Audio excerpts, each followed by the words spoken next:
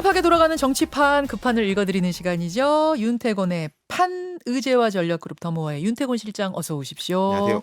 이준석 대표에 대한 경찰 조사가 이렇게 뭐 예상들을 앞에 많이 잘 했던 대로 들었습니다. 네. 이렇게 결론이 났네요. 이제 앞으로 어떻게 말하자면 윤리위부터 당장 있고 가처분 결정 나야 되고 어떻게 영향 미칠 걸로 보세요? 이게 뭐 예컨대 기소 의견으로 송치를 했다. 그럼 막 뭐가 급박하게 바뀌어가지고 확 돌아갈 건데 그게 아니라 뭐 말하자면 조금 김 빠지는 결과 국민의 입장에서는 그런 거지 않습니까? 불송치. 그러니까 그리고 이게 또 어느 정도 예견이 됐었던 것이고 뭐 공소시효 문제라든지 증거 문제로 해서 예견됐던 거기 때문에 상황이 이것 때문에 뭐 크게 바뀔 것 같지는 않아요.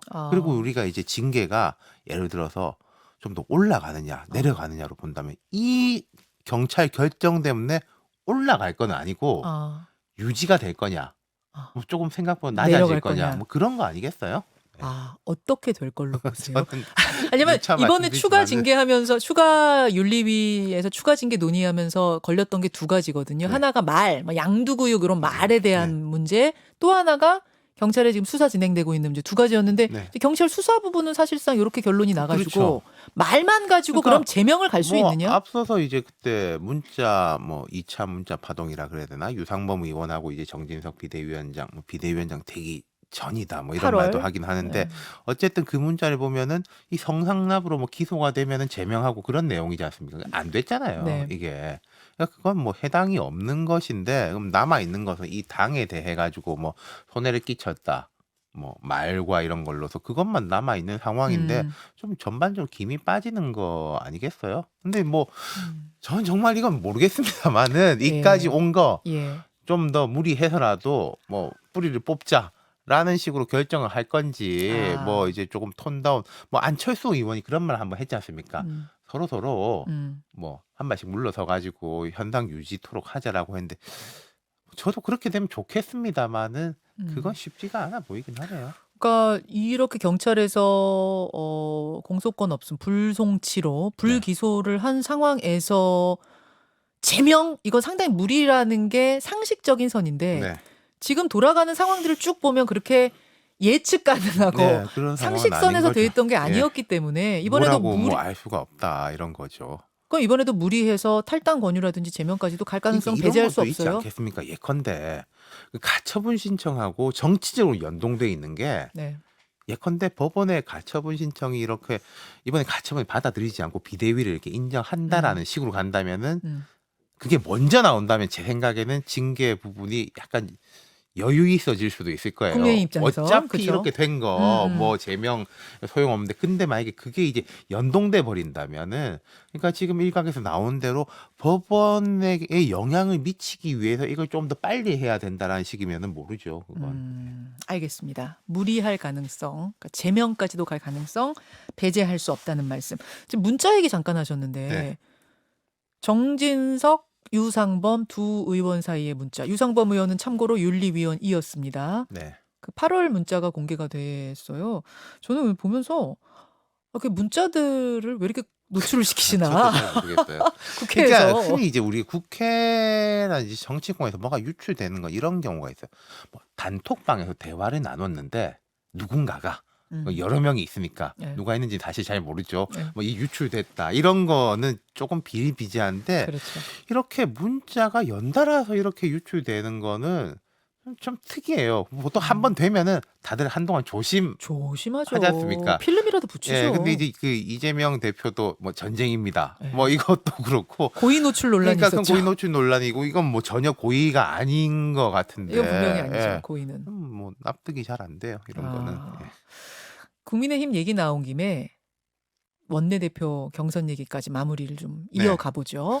주호영 대 이용호. 사실은 주호영 의원의 압승일 거라고 했는데 6대 4로 19표 차이로 이겼어요. 그러니까 신승이었어요. 제가 한번 그런 말씀드린 것 같은데 지금은 이제 친윤 대 비친윤 정도지 이게 친윤 대 비윤 뭐 이런 건 아닌 것 같다. 근데 상황이 안 좋아지면은 앞으로 이런 게 친윤 대 비윤으로 갈라질 수도 있을 것 같다. 그런 얘기 하셨죠. 말씀드렸잖아요.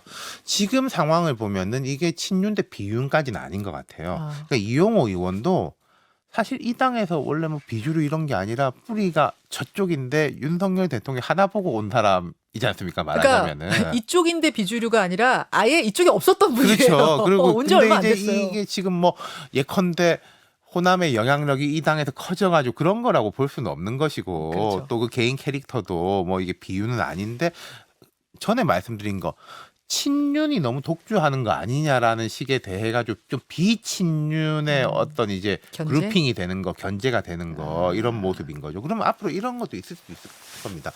어느 조직이든지 간에요. 주류하고 비주류는 항상 존재하는 거예요. 그게 비주류를 몰아내고 주류만 남아 있더라도 거기서 또 주류하고 아. 비주류는 생길 수밖에 없는 이건 그렇죠. 철칙입니다. 네. 철칙이라면 앞으로 이제 국민의힘에서 어떤 식으로 이렇게 될 것인가라는 걸 이제 좀 단초가 보여진다라고 할 수 있는 거죠. 주류 대 비주류가 지금 현재로서는 뭐 좀 강한 이제 뭐 핵관 친윤 핵심 그룹이 아니 뭐 빨리빨리 가야지. 라는 쪽하고 예. 아니 우리가 상황이 이런 게 빨리빨리 가야지 때문에 이렇게 된 거 아니냐. 아. 돌다리도 두드려보고 좀 토론도 많이 하고 아하. 그렇게 가야 되는 거 아니냐 정도로 갈라져 있는 것 같아요. 그게 지금 이용호 의원의 득표로 모인 거지 않습니까? 아.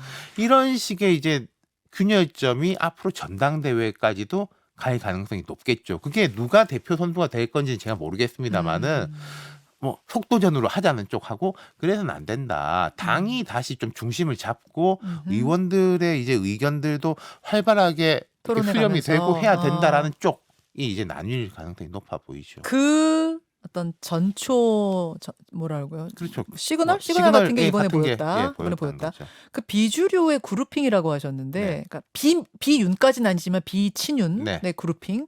그럼 그것의 구심점은 안철수 뭐 의원이에요? 앞으로 봐야 알겠죠. 예를 들어서 지금 김기현 의원 같은 사람도 약간 그 친윤 그룹에 아. 거리를 두고 있고 한데 제가 생각할 때는요.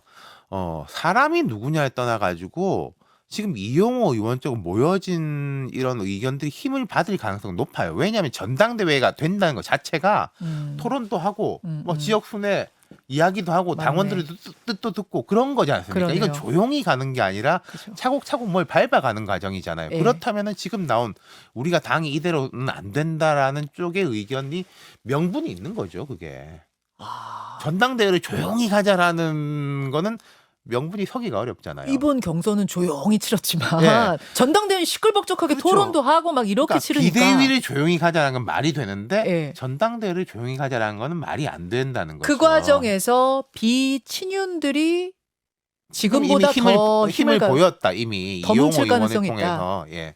이번엔 6대 4였는데 그럼 이번에 확인을 했잖아요. 야 네. 이런 사람이 한 40%나 되네 확인했으니까 더 좀 커질 수도 있어요. 그리고 이런 면도 분명히 있을 겁니다.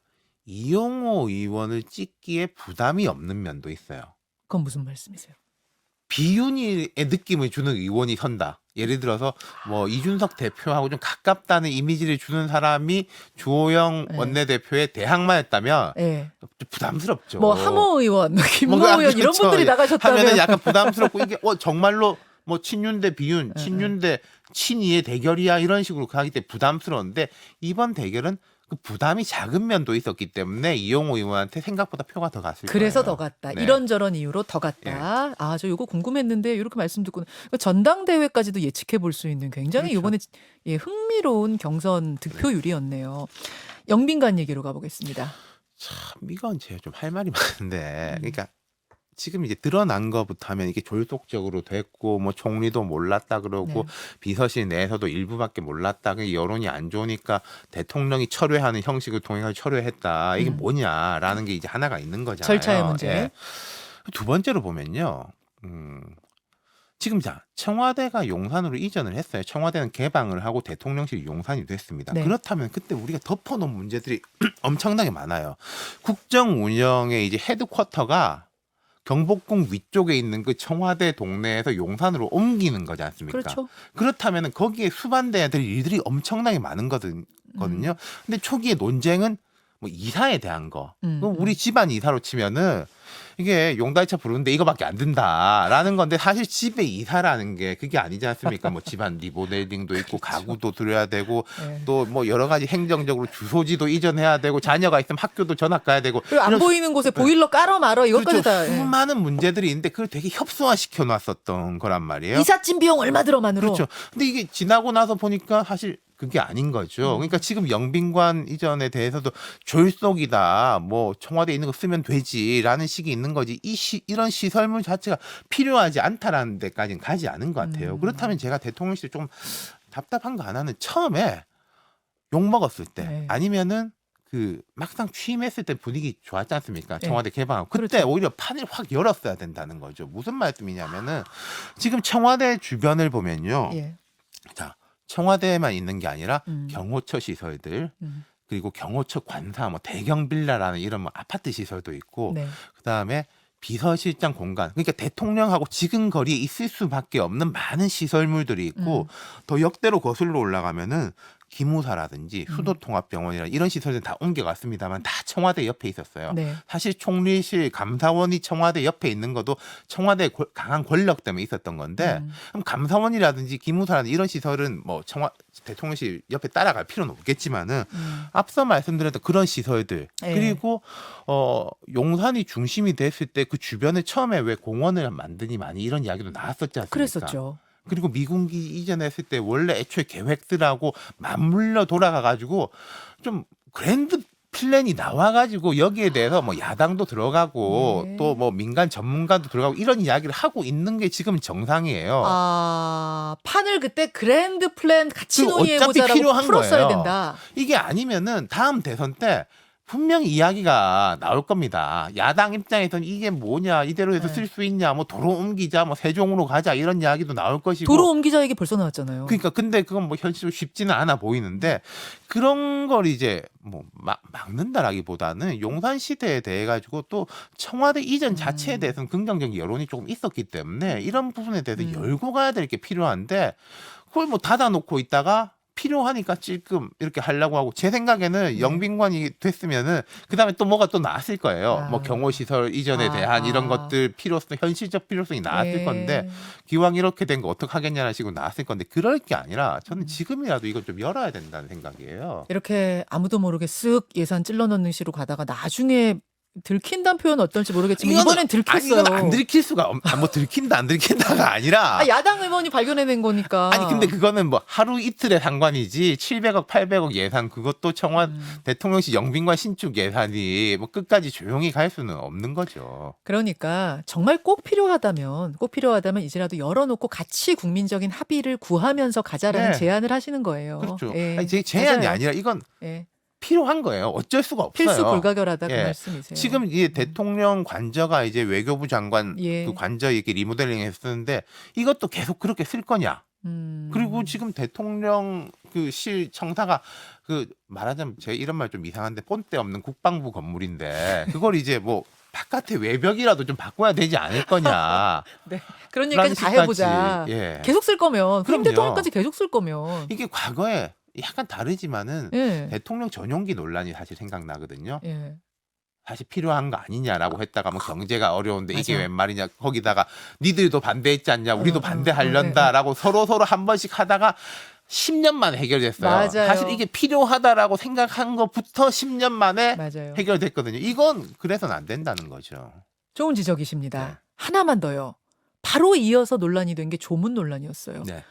아니, 조문 외교하러 영국에 갔는데 장례식이 끝난 다음에 조문록에 서명한 이 상황을 어떻게 이해해야 되느냐. 이거는 그러니까 뭐 영국 측 그리고 외교부에 정리된 해명이 있었고 또 거기에 대해서 어제 김의겸 의원이 아니 그 해명이 사실과 다르네 뭐 이런 것도 있었는데 제가 뭐 정확하게 모르겠습니다. 뭐 한 가지는 있겠죠.